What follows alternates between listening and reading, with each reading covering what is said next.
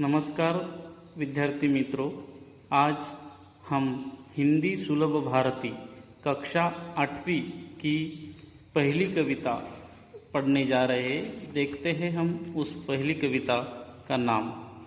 मित्रों, ये कक्षा 8वीं की पहली कविता है और प्रस्तुत कविता का नाम है हे मातृभूमि। पहली इकाई की ये पहली कविता है और इस कविता के कवि रामप्रसाद बिस्मिल है। मित्रों, ये कविता देखने के पहले हम रामप्रसाद बिस्मिल जो है इनका परिचय देखते हैं। देखो, रामप्रसाद बिस्मिल इनका जन्म 1897 शाहजहांपुर उत्तर प्रदेश में हुआ है। उनका मृत्यु 1927 गोरखपुर उत्तर प्रदेश में हुआ है। उनका हम परिचय देखते हैं। रामप्रसाद बिस्मिल भारत के महान स्वतंत्र सेनानी ही नहीं बल्कि उच्च कोटि के कवि, अनुवादक, बहुभाषावादी एवं साहित्यकार भी है। अपने देश की आज़ादी के लिए अपने प्राणों की आहुति दे दी। सरफरोशी की तमन्ना, उनका जो ये गीत रचना है ये बहुत ही प्रसिद्ध है।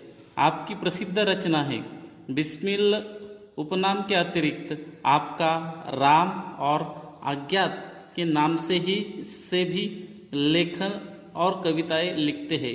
देखो, पहले ज़माने के जो कवि थे वो अपना टोपन नाम यानी दूसरा नाम या किसी आख्यान नाम से ही कविता लिखते थे। उनकी प्रमुख कृतियाँ मन की लहर, ये जो है उनकी बहुत फेमस हो गई वाली कृतियाँ है, और आत्मकथा आदि। अब ये जो कविता है, ये कविता जो पद्य है, इस पद्य के संबंध में हम ज़्यादा जानकारी लेंगे। पद्य संबंधी प्रस्तुत कविता में क्रांतिकारी एवं स्वतंत्र सेनानी कवि प्रसिद्ध रामप्रसाद बिस्मिल जी ने मातृभूमि के प्रति अपने प्रेम एवं भक्तिभाव को व्यक्त किया है। यहाँ अपनी मातृभूमि की सेवा करने और देश हित में नछावर हो जाने वाली की लालसा व्यक्त की है। प्रस्तुत कविता में कवि ने अपनी मातृभूमि के प्रति अपनी क्या। अब हम सीधे कविता का रुख करते हैं, देखते हैं। देखो, पहले हम पूरी कविता देखेंगे। हे मातृभूमि तेरे चरणों में शीश नवाऊं, मैं भक्ति भेंट अपनी तेरे शरण में लाऊं। माथे पे तू हो चंदन, छाती पे हो तू माला, जिह्वा पे गीत हो तू मेरा, तेरा ही नाम गाऊं। जिससे सपूत उपजे श्री रामकृष्ण जैसे, उस धूल को मैं तेरी निज शीश पे चढ़ा हूँ। माई समुद्र जिसकी पदरच को नित्य धोकर, करता प्रणाम तुझको मैं वे चरण दबाऊँ। सेवा में तेरी माता मैं भेदभाव तजकर, वह पुण्य नाम तेरा प्रतिदिन सुनाऊँ। तेरा ही काम आऊँ, तेरा ही मंत्र गाऊँ, मन और देह तुम पर बलिदान जाऊँ। मित्रों, प्रस्तुत कविता इस तरह से हमने एक बार पढ़ ली है। अब हम उस कविता के कठिन शब्द को देखते हैं। यह मातृभूमि तेरे चरणों में शीश नवाऊं, मैं भक्ति भेंट अपनी तेरे शरण में लाऊं। इस जो दो पंक्तियां हैं उसमें शीश यानी शीर, शरण यानी अपना पूर्ण समर्पण करना।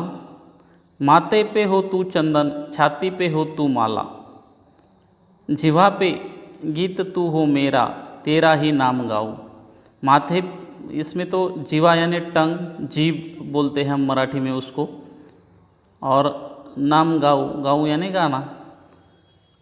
अच्छे पुत्र, सपूत यानी अच्छे पुत्र, रामकृष्ण उस धूल यानी मिट्टी, तेरे निज शीश पे चढ़ा हूँ। शीश यानी शिर पे चढ़ा हूँ। माई समुद्र जिसकी पदरच को नित्य धोकर, करता प्रणाम तुझको मैं वे चरण दबाऊं। देखो, इसमें पद यानी पैर, रज यानी धूल, दबाव यानी दाबना, सेवा में तेरी माता मैं भेदभाव तजकर, वह पुण्य नाम तेरे प्रतिदिन सुनूं सुनाऊं। तेरे ही नाम, उसमें क्या है, तजकर यानी त्याग कर, पूरी तरह से त्याग समर्पण कर कर। वह पुण्य, पुण्य यानी अच्छा, सुनूं सुनाऊं बोले तो सुनना और दूसरों को भी सुनाना। तेरा ही नाम आऊँ, तेरे ही काम गाऊँ, तेरे ही काम आऊँ, आऊँ यानी आना, मंत्र गाऊँ यानी गाना। मन और देह तुम पर बलिदान जाऊँ, मन यानी मन की शक्ति और देह यानी शरीर की शक्ति, ये दोनों से मैं तुझको ही समर्पित हो जाऊँ, ऐसा अर्थ है। अब हम कविता का पूरा अर्थ देखेंगे। ये मातृभूमि, राम प्रसाद बिस्मिल इनकी ये कविता है। ये मातृभूमि तेरे चरणों में शीश नवाऊँ, मैं भक्ति भेंट अपनी तेरे शरण में लाऊँ। हे मातृभूमि, मैं तेरे चरणों में क्या करूँ, मेरा शीश हमेशा नवाता रहूँ। मैं भक्ति भेंट अपनी तेरे शरण में लाऊँ, मैं सदा तेरी शरण और भक्ति से हृदय से तेरी शरण में आऊँ। माथे पे हो तू चंदन, छाती पे हो माला, जीवा पे गीत तू हो मेरा, तेरा ही नाम गाऊँ। माथे पे चंदन यानी मैं जो चंदन लगाता हूँ वो तेरा ही हो, यानी तू इतनी मुझे पवित्र हो। छाती पे हो तू माला, माला जिस तरह हमारे छाती पे रहती है और हमें शांति मिलती है, सुकून मिलता है, उस तरह मेरे गले की माला ही तेरे ही जैसी हूँ। जीवा पे गीत तू ही मेरा, तेरा ही नाम गाऊँ। मैं हमेशा तेरा ही गीत गाऊँ, मैं हमेशा तुझे ही पुकारता रहूँ, ऐसा कवि का मानना है। और तेरा ही नाम गाऊँ, मुझसे तेरे सिवाय दूसरा कुछ भी ना हो, ऐसा कवि का कहना है। देखते हैं हम तीसरी कड़वा। जिससे सपूत उपजे, सपूत यानी अच्छे पुत्र, जिससे सपूत उपजे श्री राम कृष्ण जैसे, उस धूल को मैं तेरी निज शीश पे चढ़ाऊँ। हे माता, तुझसे क्या राम कृष्ण जैसे अच्छे सपूत उपजे वाले हैं, इसीलिए मैं तेरी धूल को हमेशा प्रणाम तो करता हूँ तुझको, और तेरी धूल को